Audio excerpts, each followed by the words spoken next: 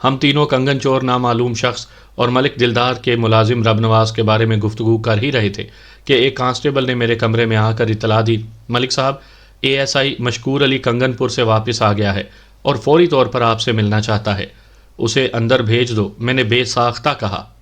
चंद लम्हों के बाद मशकूर अली मेरे सामने एक कुर्सी पर बैठा हुआ था। मैंने सरसरी अलैक सलैक के बाद पूछा, भाई तुम अचानक कहाँ गायब हो गए थे? बस जी कुछ बात ही ऐसी हो गई थी कि मुझे आपको बताए बगैर यहाँ से जाना पड़ गया, वो कदरे शर्मिंदा लहजे में बोला। मैंने कहा, ऐसी क्या बात हो गई थी आखिर? उसने जवाब देने से पहले बारी बारी हम तीनों के चेहरों को देखा, फिर हिचकिचाते हुए बोला, पता नहीं आप लोगों को मेरी बात का यकीन भी आएगा या नहीं, मुझे लगता है आप मेरा मजाक उड़ाएंगे। हम तुम्हारा मजाक उड़ाएंगे या तुम्हें सराहेंगे? मैंने ठहरे हुए लहजे में कहा। पहले अपने बारे में बताओ तो सही, ऐसी क्या मजबूरी थी कि तुम्हें सुबह सवेरे उठकर भागना पड़ा?